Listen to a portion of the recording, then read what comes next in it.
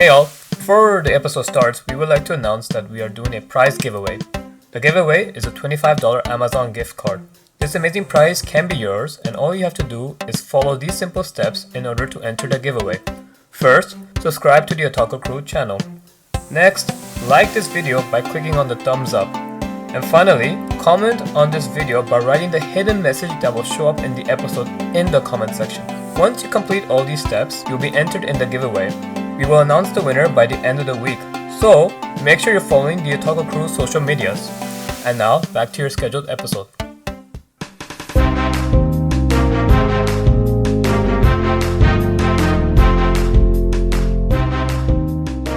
Hey everyone, welcome back to another episode of the Otaku Crew podcast. I'm your host, Wiseman Lee, and yeah, I know I've been away for a while. Oh, good for you. And how was it? Been on vacation a bit, I hope it was f***ing good because it's useless now, isn't it? but I'm back finally.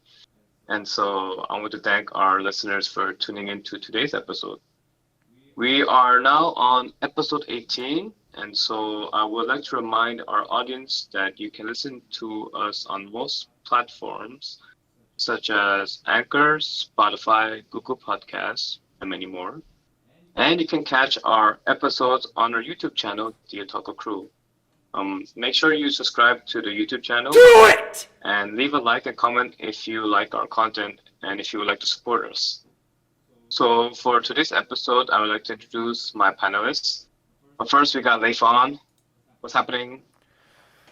I'm excited to be back. I'm very nostalgic to be discussing this particular topic because it's a real callback to the good old stuff, and happy to be here. Cool. And then finally, we have Tensa coming along. What's going on with you, What's Tensa? up? Yeah, I'm man. doing great. I'm doing great, my man. I'm doing. This is just fantastic. Ah, wonderful. Perfect. So yeah, it's gonna be just us three, but we're gonna have a good discussion because on today's episode we will be talking about Dragon Ball Superhero, and so we'll be doing a full spoiler review on the movie. And luckily we've all seen it, and so we're gonna give our general thoughts in the beginning, then we'll dive into all the good and bad stuff about it, what we like and what we didn't like, and where we think maybe the series will go, continue from there on, etc., etc. So, tell me, guys, what are your overall just general thoughts, like off the bat? Well, first, Tensa, I don't know where you're getting this energy from for a Monday, but I could use some of that. I need some water. Like, Lord. That's my first comment, of course.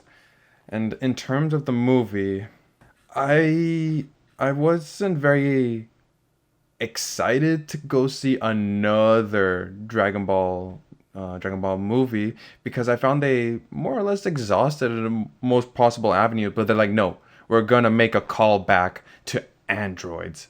I'm like, really? I thought you But guys were done. didn't you enjoy yourself from the last Dragon Ball movie you saw also? What was the last Dragon Ball Broly? movie? It was Super the Broly? Broly movie. Well, that's Broly. Come on, man. You can't hate on Broly. That's impossible.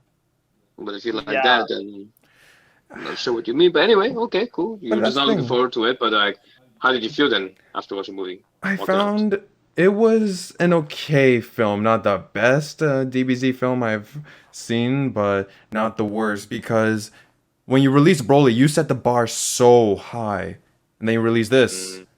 So naturally, I have my comparisons to make between the two and my grievances between the two. But if we focus solely on the film, the superhero film itself, I found it was slightly refreshing that it wasn't the focus on Goku and Vegeta this time. They were So I just want to get your general thoughts, but that's good enough. So, okay, you were just mixed on it a bit from what I'm getting pretty much.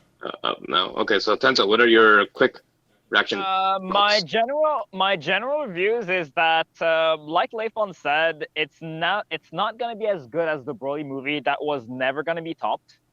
However, I will say that I enjoyed the movie because there was a lot of nostalgia being brought into it, and that's what made the movie good in the first place.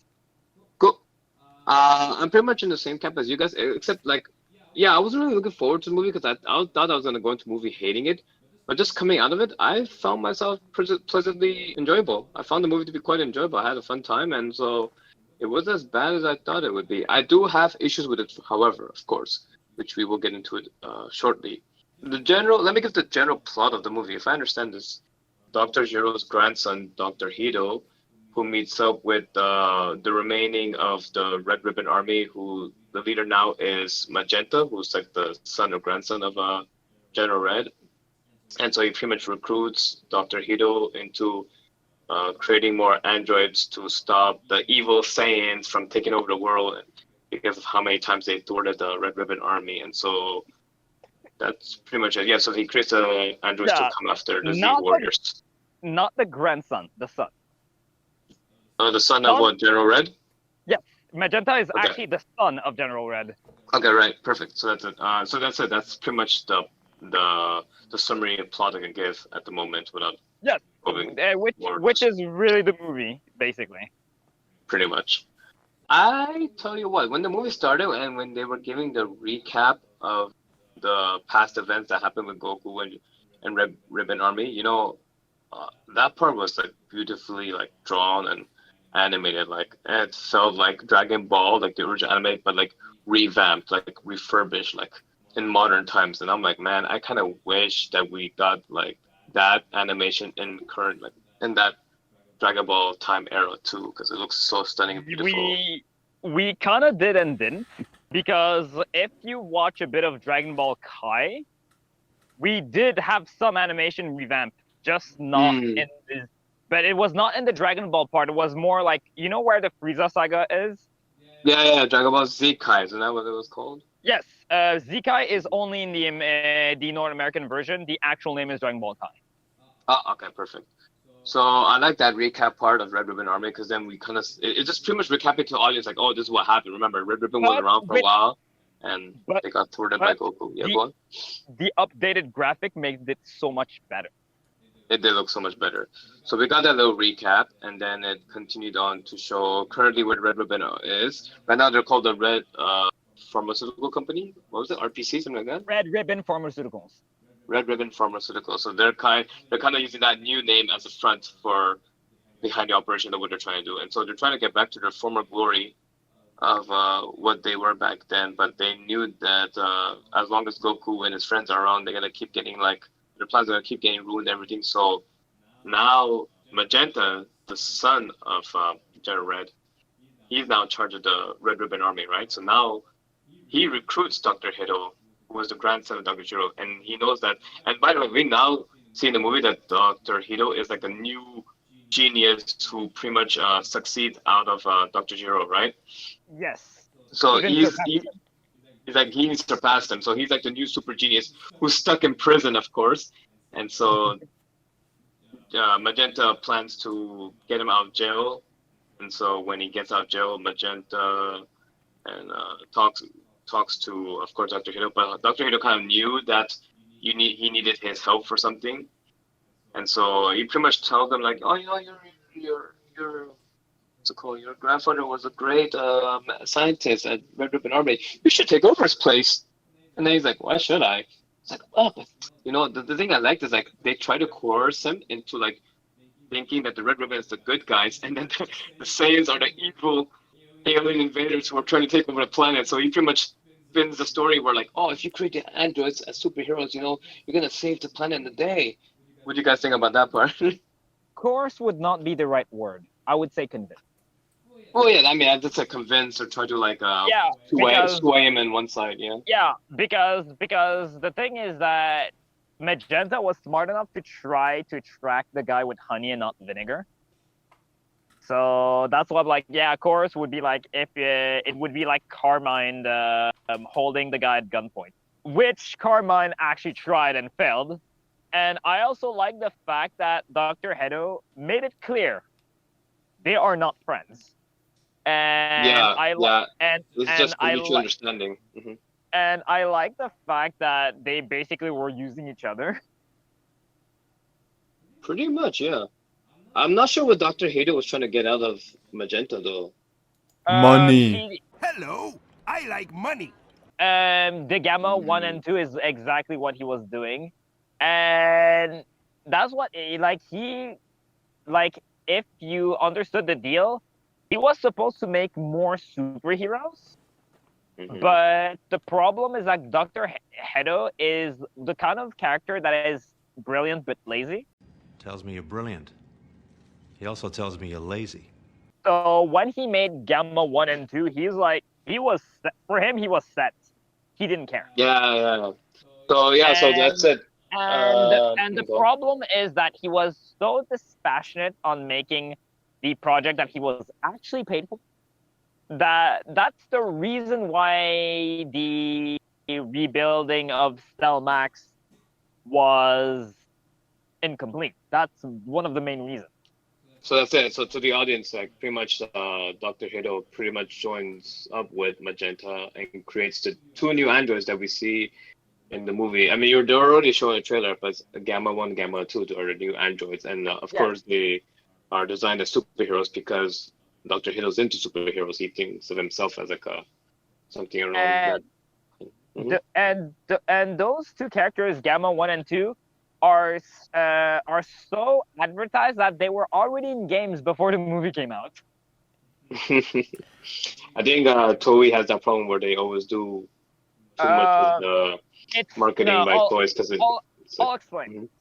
They were supposed to come out at the same time of the movie, but when they were released, there was a hack at the studio, so they had to delay the release of the movie. Oh, really? Wow. Well, that's unfortunate. That's true. I remember, there was a hack. But they couldn't stop the release of the characters in the game. So it was kind of odd.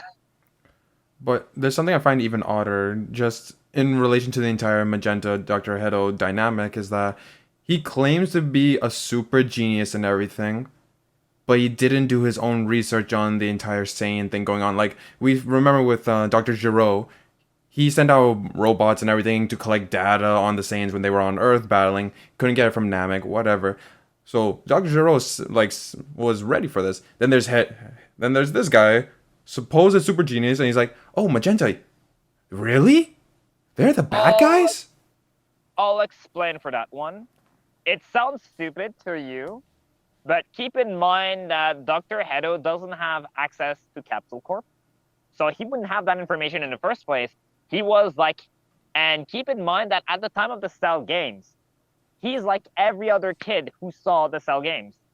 And everything that relates to the archives of the Red Ribbon Army has already been destroyed by that time. He doesn't have that. Sorry, not only that, I don't think Hedo had full access to his grandfather's work at the time. It was all under Red Ribbon Army. And he had none, actually. Magenta is the one who had access to it. But no. I say this because I'm not saying he could have accessed Dr. Gero's work. It's not that. It's just like, do your own research, because he even, to the point, he notices, what's the guy's name? The chauffeur with the weird hair. Carmine, thank you. Carmine. He notices Carmine is going around the prison. He builds a mini bot to do the surveying. Yeah, thank you. Sorry, say that again? Counter surveillance. Thank you. Counter surveillance. If he's able to go to those lengths and spy on Carmine, then Red Ribbon Army, he should be able to look into this and be like, okay, maybe Magenta's lying, but he's like, nope. No, there's a reason for that. It's also the fact that in the even near the end, Hedo actually said that he knew. Yes, he actually said that he knew, and he was just using him just to further his projects. He just wanted a cushy line. Oh, he said that after it was when he killed Magenta with the bug, but earlier on he couldn't do that research because one, the cell research that is not easily accessible actually. Like the majority consensus agree that it's Hercule who beat Cell. Like, the point is that Gohan's defeating of Cell was supposed to be kept secret. Everything else up to that, although those were public information, those are archived information, and the Red Ribbon Army being destroyed, and I literally mean physically destroyed. Dr. Hedo being in school would not have access to that information. That was you can't, I will just tell you that do your own research is not a good argument, Well, whenever he claims super genius, I'm like, if you understood, the guy has a doctorate at the age of 14. Oh, creative So- licenses with Toei Animation. I swear. Yes, it's the fact that the guy's a scientist and a doctor at the same time. But if you heard the backstory, he is actually a genius in the sense that, you know, like Dexter was boy's laboratory genius, but his personality was so terrible that no one wanted to hire him. So he had to go to school again. So the point is that his ego is really like the big thing that gets the better of him. And so that's why when you see a super genius, always like take a step back and yeah, maybe not. Maybe he's just too cocky for his own good. And guess what? He's too cocky for his own good and literally created the problem. Because, you know, that's what super geniuses do. They create problems. They create problems because they think they know everything, but when they mess up, and that's and like even Piccolo was trying to tell them, you're operating under false information. I want to jump onto that point also. So if you notice about the movie, it focused a lot around Piccolo as the main protagonist for quite a bit, actually. You're following the story through his perspective, you know, following along his journey. So I kind of like that because it was like, we never got a movie solely, like, well, mostly on him. What do you guys think about that? That is what I enjoyed the most about the movie. It's that because if you watch every other Dragon Ball movie, every other movie exception for Bardock, father of Goku, they're all centered on Goku. Of course, but Goku and Vegeta. For there's not even one movie centered on Vegeta. So to have a movie centered on at least someone other than Piccolo or Vegeta, that is great. And when I said Piccolo or Vegeta, it's not like there's a movie about Vegeta. It's the fact that Vegeta is basically just another Goku at this point. So literally to have a movie about someone else entirely, like, I like the fact it was Piccolo. I like the fact it was Gohan. I like the fact that it could have been Gotenks, but it wasn't. So yeah, I mean, the movie was more focusing on the Z Fighters, like the B team, and not like the A team, because we saw the A team, like Goku and Vegeta, they're off elsewhere, just training. Like you pretty much seen the movie, to let the audience know what they're doing. It's like, oh, they're on Beerus's planet, just training. And this time they brought Broly along too, to help improve their fighting and the power level, of course. It's actually more complicated than that. They were actually trying to teach Broly how to not go insane in fights. That's true, but I mean, they're kind of pushing each other in a way like that too, you know. Yeah, they're like they do what Saiyans do. They push their limits. Otherwise, as you heard in some of the lines, we have to be careful for him not to snap another planet again. And I'm like, oh what? yes, please. I like the fact that they were trying to push their limits while training Broly to keep his power under control. Hey, big guy. Sun's getting real low. That was cool. To see Broly again, it's like, oh, damn, there he is. And there was one thing that it didn't bother me that much. Because I've watched the Broly movie before. Johnny Young Bosch, the voice of Ichigo, is not half bad either. That's true. It's just Johnny Young Bosch voicing Broly. Not much to say, of course, but... I mean, that's the thing. Like, you notice, and it's like, not bad. I didn't quite notice though, but then I do remember, like, oh yeah, he got replaced. Oh no, another thing. I've noticed because if you compared both voices, you'll see the difference. Oh yeah, okay. Well, that's like Broly doesn't speak that much, so I couldn't really tell. But back then, I didn't know. I could tell by the grunts because, like, if you listen carefully, you would think that it's Ichigo from Bleach talking. Damn. All right, I didn't know you had such good ears for that. That's cool. So what else did you guys find positive in the movie? What else did you like? Representation of Piccolo as a dad. Goku! He doesn't even look after his own kid. I look after his kid more than he does. Finally, we got fans got what they wanted. The proud dad. Yeah. Yes, it's like we always said that Piccolo is Gohan's real dad, and that movie basically showcases it. Even the voice actor for Gohan, Cal Hebert, literally confirmed it in an interview.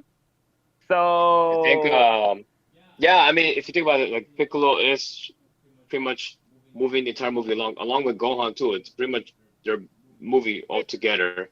Yes, because it's also the fact that it actually went to Gohan and Piccolo's roots, like all the way to Saiyan Saga. That's what I mean by all the way to the roots, because having Gohan having the Piccolo costume is something that I miss.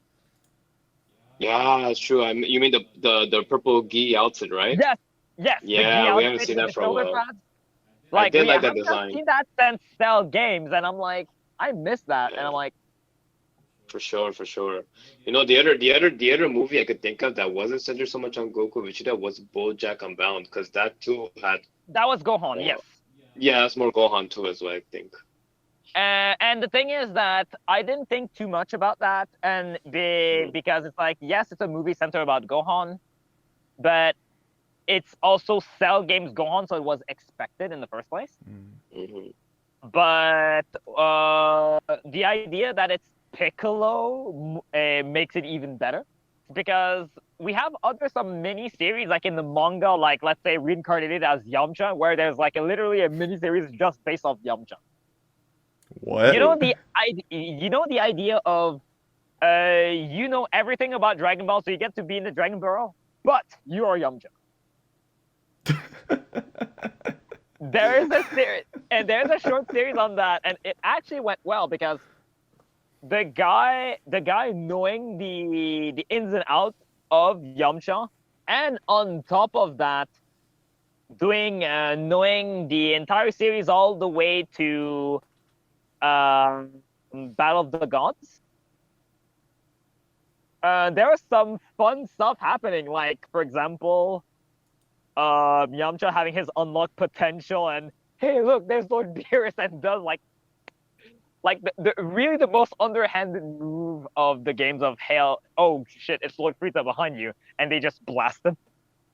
About that, it's the fact that I'm glad that they did a miniseries about someone that is not usually regarded as very relevant. Obviously, I would enjoy having a movie about Tenshinhan and his origin of why. Well, I mean, here's the thing: those guys are kind of out of it too. You don't see Yamcha anymore. You don't see Tenshinhan. They're pretty much out of the Z Wars. Like, yes, they were relevant back at the time. Yes and no. Yeah, well, I mean, they're not. Yeah, but they're not even there in the movie, so there's no point of talking about them. Why I say yes and no is because Tenshinhan has been at least in the last saga of the show, right? Okay, yeah, and, and Yamcha actually had been into the Moro arc in the manga, so it's like. Okay, so they're there, but they're really in the background. That's pretty much it. Yeah, that's. I wanna talk about. Wait, sorry, Tenso. No, I get it. I want to bring it back to the conversation in Dragon Ball Superhero. Superhero. Yeah, Superhero. That's short. I liked seeing Pan a bit kind of grown up too. I was surprised to see that too, where like she's kind of grown up and now she's training with Piccolo and having fun and trying to like learn all these techniques and how to fly. Flying, she has a bit of difficulties there and everything. What do you guys think of Pan being like kind of the MacGuffin in this movie? Because ultimately Gohan does kind of come to fight because of her, right? Like, how cute was she? Like, what do you guys think about that? For me, it was actually a callback of the Majin Buu saga, actually. Remember when Gohan was trying to teach Videl how to fly? Yeah. It's more or less that, actually. With Piccolo in his place instead. Yeah, you're right. It's Piccolo being Gohan, and Pan being Videl. No, that's the thing. I kind of felt like it was like the granddaughter and grandfather having their bonding moment. And that's what makes it really precious. Mm-hmm. Like, that's what I like the most, because, and keep in mind, like, Gohan did not learn how to fly until he was like 5, 6 years old. No, he was thrown into boulders by his lovely dad. Yes. Dodge. I'm only 4. And Goten did not learn to fly until 7. But he knew how to Kamehameha somehow and become a Super Saiyan. I'm like, what? Well, I mean, which each new generation, as we saw, each new generation that came, especially like Trunks and Goten, they just got surpassed. Yeah, that's it. And that's what I like about it. It's the idea that Pan knowing how to fly at 3.5 years was great. Yep. Well, she didn't. Well, she was struggling. I mean, in the movie, she was struggling. It's like, oh, you need She to was learn how to struggling fly. in the You need beginning, to. but I mean, like by the end. Yeah. By the end, yeah, of course, she knew how to fly. And it's like, oh, there you go. But I like the fact that they do the training early and it's bonding time. And hey, are you okay? Yeah, I'm fine. And they're like, what? Yeah. It's like, oh, are you okay? I don't want to hurt you so bad. What I like If the it most had to is, go on, you'd be like, yo, suck it up, Buttercup. yes. My favorite other things is how they point out certain fun stuff, like Piccolo having a cell phone, and he's literally at the original demon house that King Piccolo had. Like that's his original home, all the way from Oh, Dragon. shit, that's a good callback. Yeah.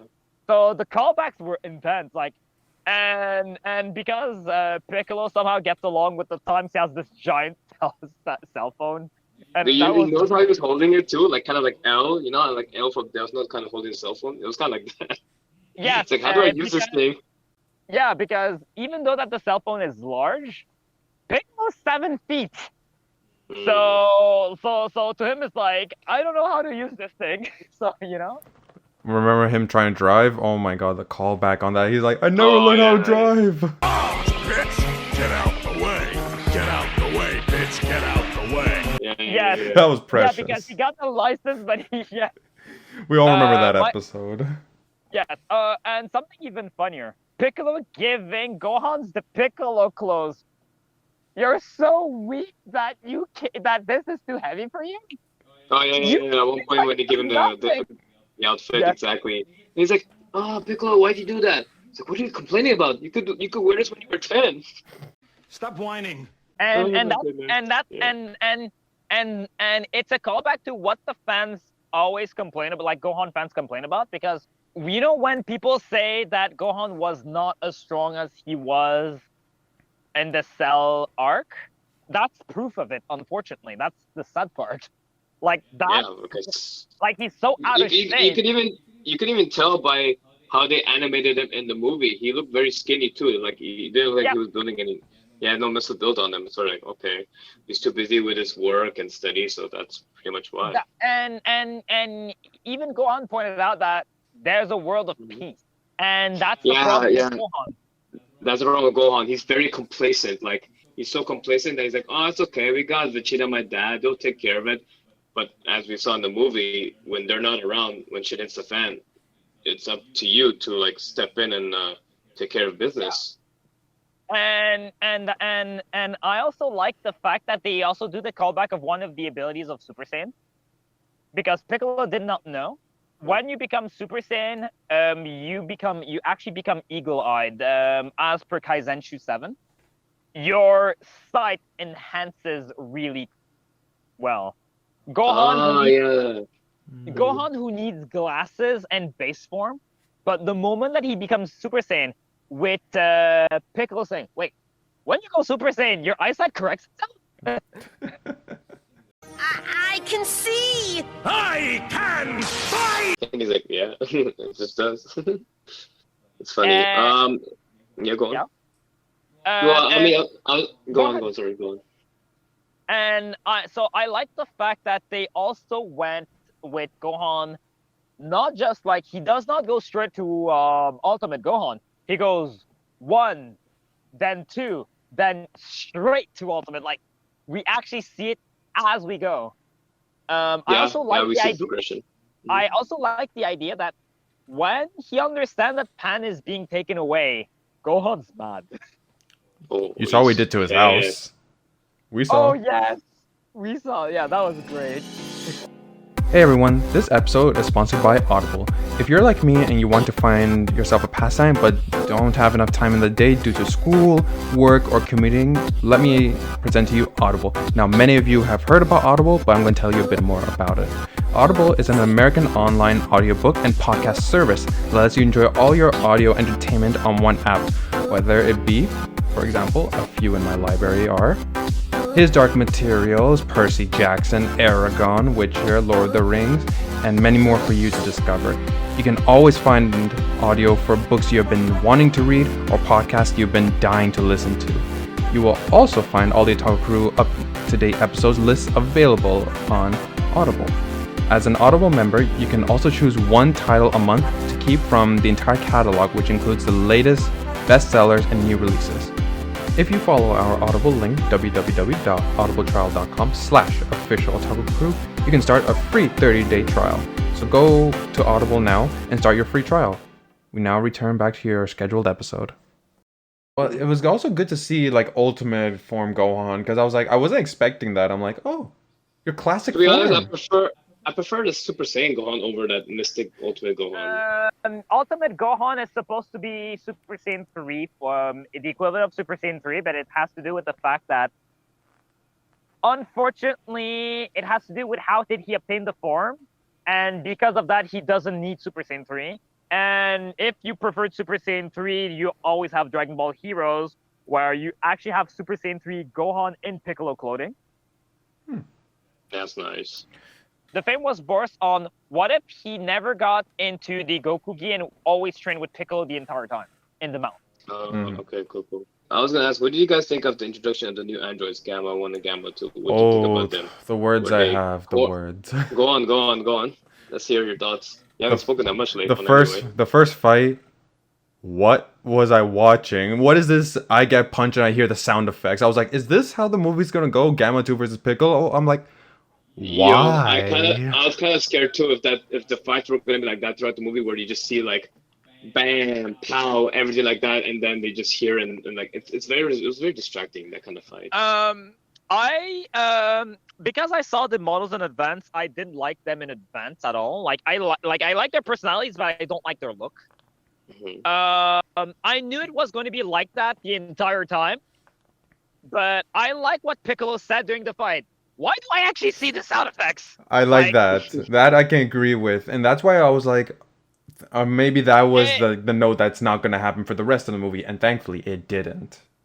And that's the thing. Like, that was actually the powers of Gamma 2 and Gamma 1 in the first place. Like, those were not actual sound effects of the movie. That was like their actual powers somehow.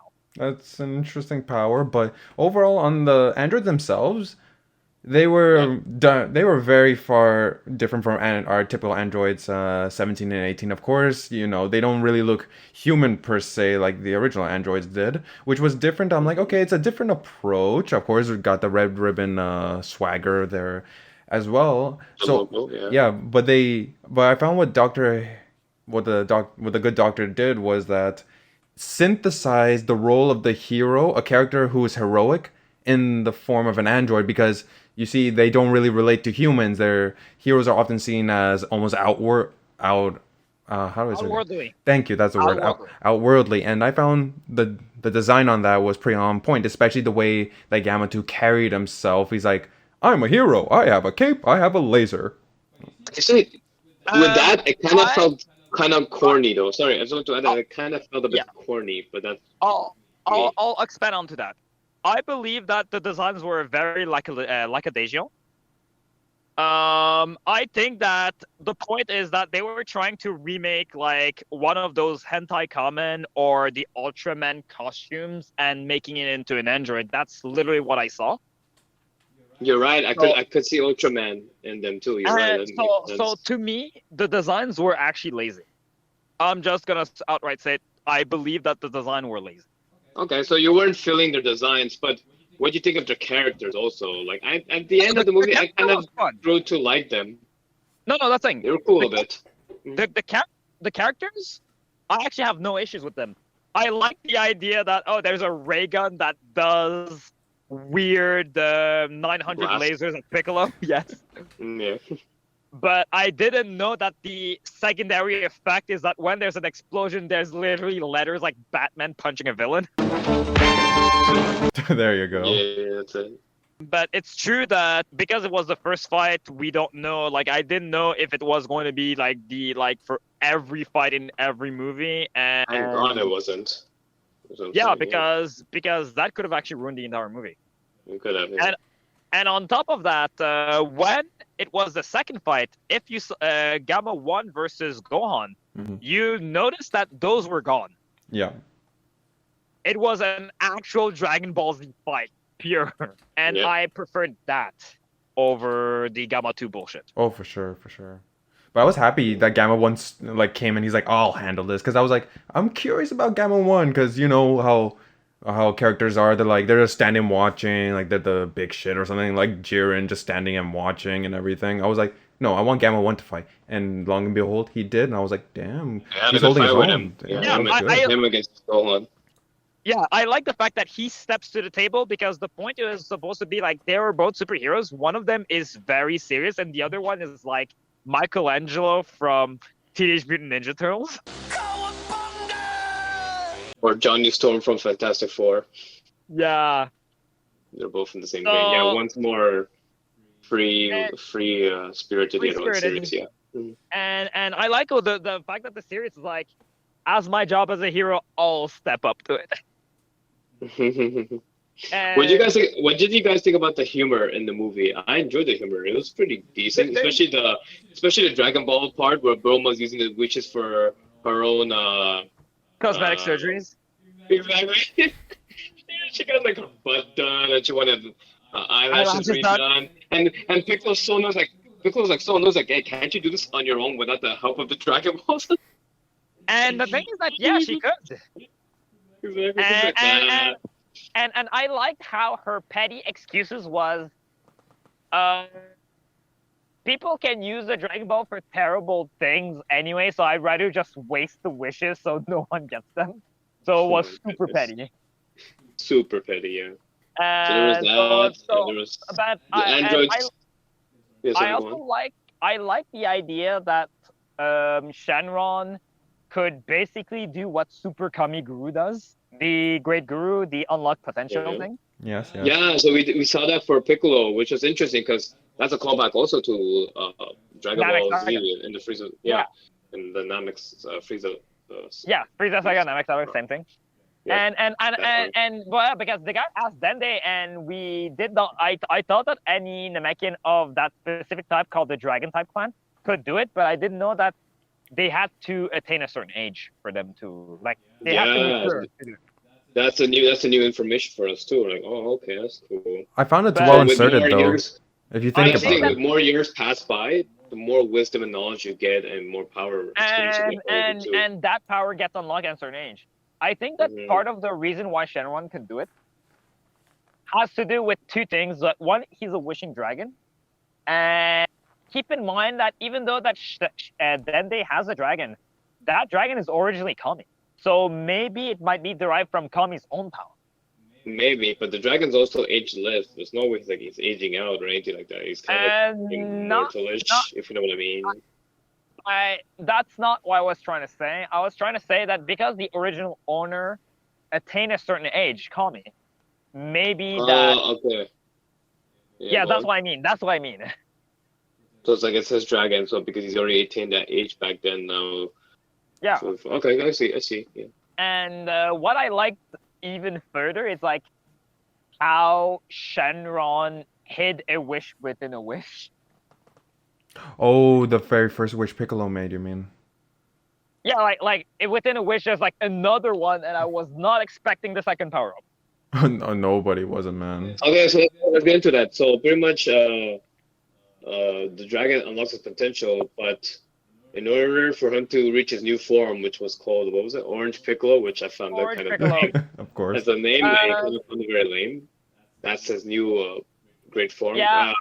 You kind of see in the trailers too, but like we finally got to see in action, and it was great. It's a big power up. I'll say that. Yeah, like he really was going toe to toe against the other guy.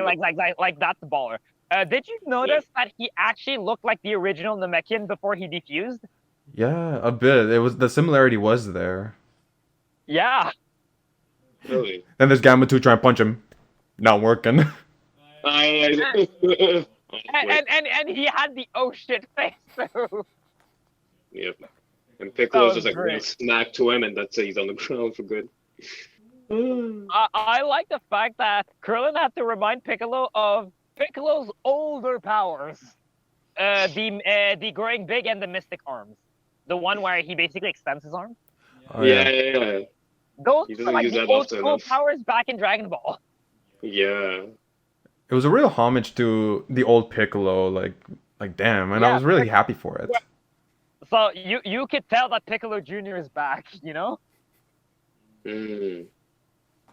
Is there anything else you guys liked about the movie? Anything that was positive before we move on to negatives? I like the Gohan Beast form that Gohan showed, or if you want by the storyboard being called Final Gohan, Mm-hmm. the white Super Saiyan 2 like form that he exhibits, and the perfect father and son bond with special beam cannon. That was great because it had the mixture of nostalgia and what every fan wanted out of Gohan in the first place. Okay. What about you, Leifan? Is there anything else last thing you liked? I found Something positive about the it was movie? refreshing almost to to bring Cell back because it felt like we were back in the Cell games almost. You got Berserker Cell over there and Gohan, older Gohan now, and of course he's going to Beast mode as Tenza touched on, and the entire thing just unravels. So it's like Gohan, you've got him weak. Time to go back to Cell. Got time to power up, and I'm there for it. So I was very happy with that. Oh, okay, that's cool. That's cool.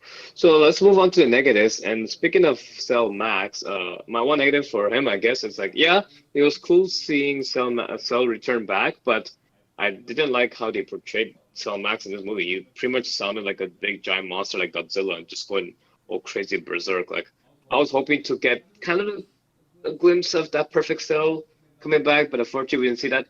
This Cell was pretty much like what was it? The second form of Cell, right? Yep, When you approach only an android. it was the semi-perfect cell. Yes. Semi-perfect Cell, yeah. So it's semi-perfect, but yet he was more berserk. So Eh, okay, but he was very strong. I'll say that he was very like unstoppable. Like they were having um, a hard time going against him. Even not Android. Even Gamma 2 had to sacrifice himself just to like damage him. You couldn't break even his kill arm. him. Yeah, to literally go in armless.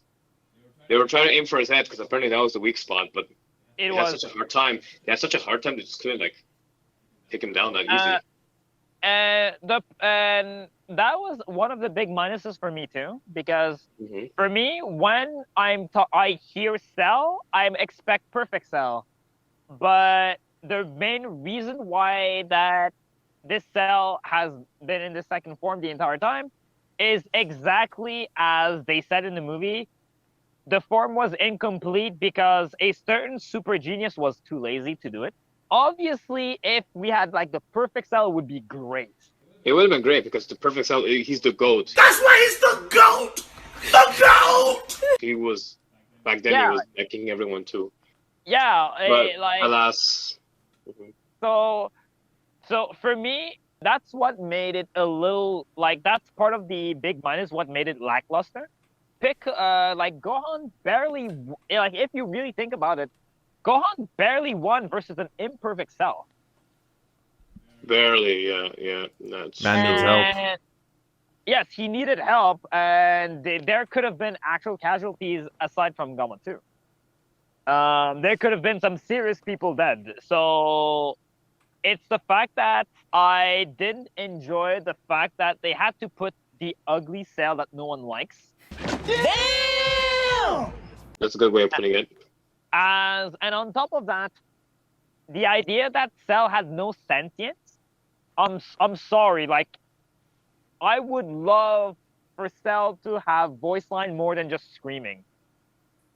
Yeah, I agree. Would have been good in And exchange for sure. but it is what it is, I guess. Yeah. Another negative I have about this movie is the combination of the 2D and 3D CGI. I'm sorry, when you go from Super Broly, that animation top tier, to this kind of animation in this movie, it felt It's like such a downgrade for me. And I found it a bit jarring still. Like some parts it was okay where I could tolerate, but some parts it was just like, nah, it feels like too much of a video game. that's the thing. I'm okay with it, but at the very same time, like I'm actually okay with it because I'm used to those video games. I've played all of them. However, I will say that the fightings were not as good because you know Yeah, how yeah, yeah. The fighting was a bit jarring, I guess. It's true. I mean, they yeah were because good, but they were not as good as they could have been. They were yeah, not I agree. they were not half as good as they could have been. Like we had some fun fighting, but if you take a look you'll notice that the fighting starts to be seriously slower. Is that because of the And animation aspect? Like you're trying to like yes, draw you the into that? animation, Okay. the animation aspects seemingly slows down the fight in real time. Like if you compare it versus Broly, in the same time frame, Gogeta and Broly lands 3 times more hits. Like they're doing more in less time. That's true. Yeah. So for me, I knew that it was an experiment for them to go 3D. So I actually had my expectations very low in the first place. But at the very same time, it's like, did they really have to make it 3D? They could have maybe Well, I was yeah, go on. thinking that they could do like 2 versions of the movie, one as full animation and one as 3D, maybe. That'd be too much work. That'd be too much work for them, Fair. unfortunately. Oh, fair. But wait, we're But forgetting like, something. what's that like fun? The disrespect they did to my boy Krillin. We brought the strongest people in the universe and Krillin. Emotional, damn it! Yes, that was the sentence that hurt me the most as well, I know. because it was like, oh, here are all my friends and Dr. Zoidberg, and I was like, what? And It is a Krillin big disrespect. Yeah. And Krillin is literally the strongest human on Earth. And that's what makes it even saltier. Exactly, But I guess that's the humor part also of it too, because everyone burst out laugh when they heard that part. So Yeah, it is think true, that was the point. unfortunately. Yeah. My negative also, I think it's my other big negative is that we talked about Gohan Beast or Final Gohan, right? And I remember after watching the movie, we came out together and we discussed about it. And I was like, I'm not sure how I feel about this because the question I asked you, like, was it earned? Because yes, Gohan has the potential to become the greatest warrior fighter, but because he's been so focused on doing other stuff like work and study, I can't buy that his full potential was brought up right away because of Piccolo dying, which we've seen also in other occasions. Back then, he never brought up his potential. So why now? Like this is happening. Like it didn't feel like it was earned. Wait, Tensa. Wait. I gotta say this. The reason it was brought up is because of the Saiyans. That's why the potential was brought out. The potential was actually brought out and referenced a few times. But I'll explain my point of view on that one. You know that it's the Cell games. His Super Saiyan 2 form was still not earned either, and yet he had it. No, but here's the thing. In Cell games, I give it a pass because Gohan was still with the Z fighter training. Like as long as you keep training to bring out that potential, I'm okay with that. Whereas in Superhero, this potential came out of nowhere, and we know that he wasn't really training along with the studies and work. He actually kind of was. He actually said it that he actually told Piccolo that he was training in secret, hence why he had the super. He did quickly mention it, but the thing is, the difference between that and Cell Saga is in Cell Saga, I'm actually seeing him. I'm seeing his progression come out. That's the whole point of Gohan becomes. You actually saw it in the Super series. In Dragon Ball Super, like the last arc, when he brought himself back, you actually saw him, and he actually said in series that he was training for a new form beyond that. So I'm just going to straight tell you, it was still earned in the same way that Cell Games was earned. Okay. But I will agree on one thing. What was that? Because he barely unlocked that form, and on top of that, as Piccolo said, he kind of slacked in his training again. I was expecting Gohan to have noticeable strain in maintaining.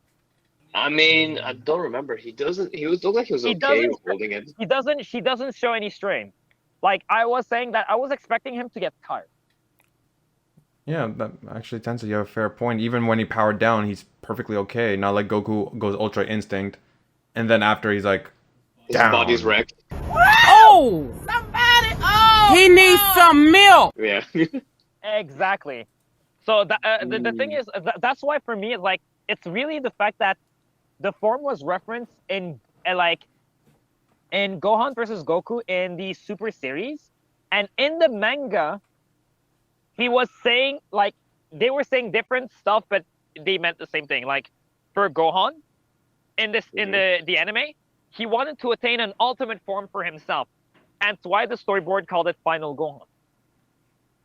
So, but by calling it Final Gohan, do you not think there's gonna be another form beyond that? No. Beyond is just no. No. Okay. That's the point. It's supposed to be the last one. Okay. Supposedly, things can change. I will say supposedly as well, because you know what we did with Ultra Instinct in the manga. Yeah. Is there gonna be like another Super Saiyan version of Ultra Instinct coming out probably soon? No, they already had it. Okay. It's worse. It's, you know, the Ultra Instinct Son Goku, like the base Ultra Instinct. Mm-hmm. It's back to that form, but personalized with Goku's own style into it. Because he wants to show emotions and not show his demeanor. But it's so it became somehow stronger than the stronger form. Okay, cool, whatever. Okay, so you kind of explained it. Yeah, you're right. Maybe it was kind of earned, even though we don't see it, but it is very highly implied. It was discussed. That's the thing. It was discussed. Yeah. It was. That's what I was trying to say. It's not like the form came out of nowhere, because the foreshadowing was there for a long time. Mm-hmm. But if you're paying attention, yes. But I will agree that the progression leading up to there, we kind of don't see it, and that's really what is disappointing. Yeah, it was just a bit random. It's like, oh, here it is. I'm like, oh, really? Okay. Don't know where that came from, but I guess I'll accept it. I'll say this though, it was very reminiscent of Super Saiyan 2. Like you saw the red flash and behind his head, and he just lost it and just went full on like power up aura mode, aura around him and everything. Like it was very reminiscent of Super Saiyan 2. Even that style, the hairstyle and the aura, it was all Super Saiyan 2. It was that's why as a joke I call it Ultimate Gohan 2. Yeah. If you think about it, maybe that's kind of more like a love letter to the Gohan fans. It is. Yeah. It actually is. Like the entire movie was a love letter to the Gohan fans, because everyone wanted Gohan to come back. Yeah, we're like, please bring him back to his go back to his GOAT days, and yes. Toriyama's probably, and Toriyama's like, okay, no problem, I got that covered. Here's the movie for you. And because Gohan Super Saiyan 2 previously was a rage-based form and not a form that he attained through training, it made sense that Gohan Beast was attained the same way. That's why you think it feels unearned, because both times it was not a form achieved through training. It was a form achieved to distress in the same way that Goku attained Super Saiyan 1 the first time. Okay. What about you, Leifan? Do you have any negatives about the movie? Man, I already said they disrespect Krillin. Yeah. That's the only Fine.